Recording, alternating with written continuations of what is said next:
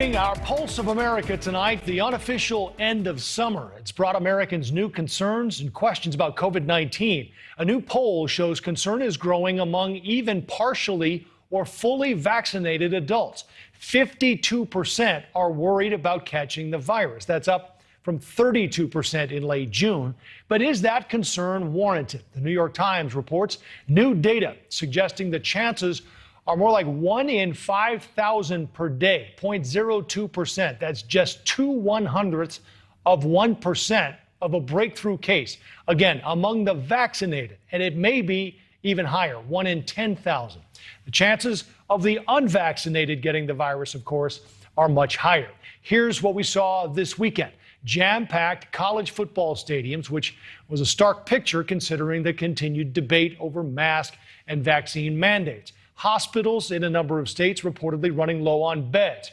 Despite where you may be on the debate, one fact remains. The vaccines are effective. For those who get the shot, the chances of getting the virus are very small. And understand as well, there's a difference between getting the virus and getting seriously sick or dying from the virus, as we're seeing among the unvaccinated.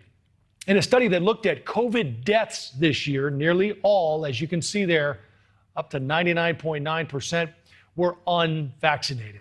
Governor Larry Hogan of Maryland says the White House has a messaging problem on vaccines and boosters. If more than half of the vaccinated are concerned about catching the virus when their chances are so small, is he right? This is the Fox Theater in Detroit. Capacity just more than 5,000. As a hypothetical, if all these folks were vaccinated, only one would catch COVID today, and odds are symptoms would be mild. And that's where we start tonight with political strategist Laura Fink and Dr. Amish Adalja, an infectious disease specialist, Johns Hopkins Center for Health Security. Dr. Adalja, let's start with you and talk about messaging here. Why are the vaccinated so concerned if the numbers are overwhelmingly in their favor? And in your opinion, is there a messaging problem? There definitely is a messaging problem. When you look at who's getting infected, who's getting hospitalized, it's by and large the unvaccinated. However, that's not what breaks through kind of in the press reports. When you hear about breakthrough infections happening at places like Provincetown or other celebrities getting infected, like the New York Yankees, that starts to skew people's minds, and they start thinking that this is something that's very common. And when you look at the data, it's very unlikely if you're fully vaccinated that you get a breakthrough infection. Yes, they occur. Yes, they're getting more common in certain areas where there's high spread, but it's not something to worry about to the degree that people are. And remember, a breakthrough infection in a vaccinated person is likely to be mild, like the common cold. And I think that really shows the power of these vaccines. Laura, President Biden's making what the White House is calling a major COVID announcement tomorrow. So the question is, will there be clarity? Because critics think at this point he may be trying to pivot still away from Afghanistan. Well, I think that what we're seeing are the limits of the bully pulpit, both with respect to the risks to unvaccinated and to vaccinated people. We know right now that Americans still are unvaccinated at rates that the virus is continuing to morph, which is a problem, obviously, for our hospitals, for our frontline folks, and for the people that are dying of COVID. So in order to get life back to normal and to prevent those deaths, we've got to get more people vaccinated. That means that vaccinated people have to feel and understand that they're at very low risk for contracting the disease, and it means we've got to confront the issues with unvaccinated folks. So all of this on President Biden's desk, but I also think there's a responsibility of trusted messengers both in the community and leaders on the sides of both parties. Right now, we know 30% of Republicans are averse to getting the vaccine. We know young people are averse to getting the vaccine, and we know that communities of color don't have access. All of these are challenges that will have to be tackled by this administration and by everyone in this country. Dr. Maryland's governor has been complaining about messaging for a couple of administrations now. President Biden's going to outline a new 6-point COVID plan tomorrow. Are you afraid at sort of a COVID fatigue point here? I mean, honestly, is anyone going to be listening to point number 4 or 5? I do think that there is a lot of COVID fatigue going on, even amongst my own field. I've been taking care of COVID patients all day today. I'm still at the hospital. This is a real issue that's happening. But I do think we have to get this right. There are important tools that can be brought to bear to make COVID a less disruptive force. And number one has to be the vaccine. We also need more rapid tests. But we have to realize that COVID isn't going anywhere. And the best way to put this pandemic behind us is to get our high-risk people vaccinated, because we cannot have hospitals continually worrying about capacity problems because the unvaccinated are getting infected infected and taking up hospital space. That's what's happening right now today, just outside this door that I'm speaking to you behind. This has to be something that we get right, because we can't afford to continue to go through this up and down cycle with the pandemic, especially when we have a tool like the vaccine that's readily available, that really fixes this problem for us. If that's the message, Laura, isn't it aimed specifically at the unvaccinated? It has to be directed to the unvaccinated, because the unvaccinated right now are unpersuaded. And once again, it's not just about the message that we convey, it's about the messengers. You need people that the unvaccinated folks trust. For many in cities that may have an aversion to the vaccine because of fear, you need trusted messengers. You need members of their church. You need people that are leading their unions. You need community leaders to all get out up there on the front lines and help. And on the Republican side, I think you need to see more Republican leaders aggressive in terms of championing the benefits of the vaccine and the risks both to individuals and to the community at large of not getting the vaccine. All of that. I mean, we really do need all hands on deck, because this is a really durable problem, and it's one that we have to see fixed for us to move on and move forward. Doctor, it's interesting to me that you're seeing these patients and you're seeing them today even. What are they saying to you? Because according to the numbers, the vast majority, if not almost all of them, are unvaccinated. Some of them say they just didn't want the vaccine. One person today told me that it wouldn't have worked anyway if he got the vaccine. So there's a lot of misinformation out there. And I think it's very sad, because right now, COVID-19 is a vaccine preventable cause of illness, a vaccine preventable cause of hospitalization, a vaccine preventable cause of death.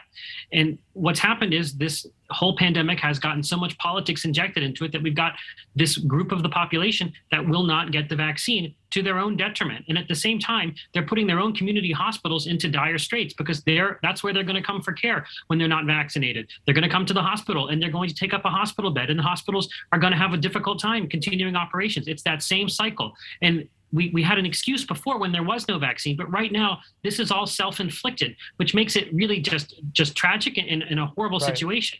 Yeah, that's Laura, I was going to ask you, because it seems insensitive. We've talked about it on this broadcast, but others have said this is almost a Darwinian moment in our society, as harsh as that sounds.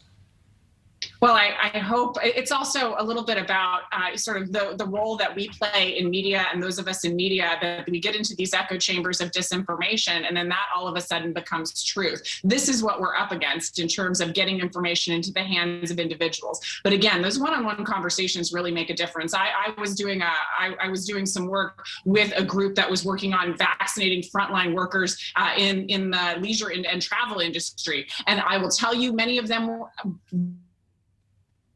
voiced the same, and they were eradicated one by one, and gotten up because they had a professional there. All right, I think we're having trouble with your signal, Laura. So Dr. Adalja, I'll give you the last crack at that. You deal with it every day. Again, it's harsh, but we're at a point where there's not much more we can do, right? It's there, it's available. Take it if you want. If you don't, you're going to deal with the consequences.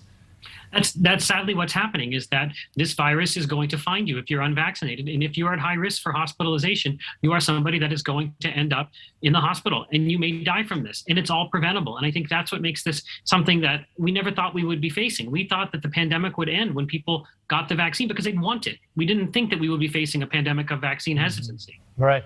Dr. Amish Adalja and political consultant Laura Fink, thank you both for weighing in tonight. It's good to see you. Thank you. Thank you. Let's get more on this now from Dr. Daniel LaRoche, a physician at Mount Sinai in New York and the president of Advanced Eye Care of New York. Doctor, you're so convinced of the importance of the vaccine, you say it's unfair for unvaccinated patients to even go to the hospital for treatment. We've been talking about messaging here. Is that your message? Well, the thing is, first, we have to do a better job at educating the community about the vaccine and how safe it is and how it can prevent the COVID virus deaths and pathology that occurs that can lead to serious illness. That's first and foremost. We still have a lot of room to do with educating patients, educating underserved communities, educating the Latino population, educating the poor community. That's one. Then we can create incentives, whether it's with gift cards to get vaccination and the private sector creating incentives to get people vaccinated. Right. Well, nothing's really worked up to penalties. this point. Yeah. Well, but I mean, I guess to your and then point, penalties. But there are some people who, for whatever reason, refuse to get vaccinated. For whatever reason, whatever the incentive, whatever the penalty is. Now, those people, if they refuse to get vaccinated, that is your right. But if that's going to be your right, when you get infected with the COVID virus, then stay home. Don't infect my colleagues. Don't take up the space of a bed from another patient of mine that needs resources for their asthma, for their heart disease, for their GI. You know, if you want to really, you feel that strong about your right and you don't trust medicine, you don't trust the science, you don't trust doctors, you don't trust the vaccine, well, then why do you trust doctors when you get vaccinated and you're short of breath? Right. I'm sure people be watching consistent. will ask, doctor, can you do that ethically? I mean, I know you're not saying you won't treat them, but there are some who are saying that. In Florida, I know we heard of today, doctors who say they won't. Well, I'm in New York, and we're doing better with the vaccination rate. We're like over 60%. But I can see at a certain point if this continues to go on, because we take care of sick patients in our office. Right. If someone comes in unvaccinated, they can transmit their virus. If they're infected, they could be a sliding transmitter to other patients in our office or in my office and make them sick, where they could bring it home to their family members. So I think there's a window of opportunity for people to get vaccinated to help prevent deaths from COVID. Look at Iceland, for example. Iceland is 80% vaccinated. They've had 0 deaths since May. And when you ask someone from Iceland why they got vaccinated, they say it's their civic duty. And so we need to step in that direction, because this vaccination works very well. And so providing incentives, providing better education, putting resources in underserved communities where we know, for example, in Mississippi, Alabama, West Virginia, they're under the 40% range, okay? They're lagging. So we need to put more resources in those areas to educate people, provide incentives, and eventually down the line provide penalties and to help increase and get rid of this pandemic. I realize it may not be apples to apples, doctor, but isn't this a bit like a cancer doctor saying smokers shouldn't come for treatment? I mean, that's who gets lung cancer, isn't it? Yes, to some extent, but smoking's been around for decades. Public information and education has been around for decades. This is a relatively new thing with a pandemic. There are seeds of mistrust within the community, particularly the African-American community, because of history of experimentation and things of this nature.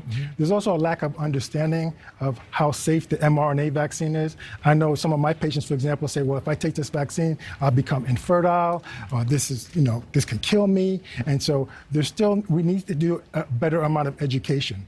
For example, in the African-American community, there's a shortage of physicians and healthcare providers within the African-American community.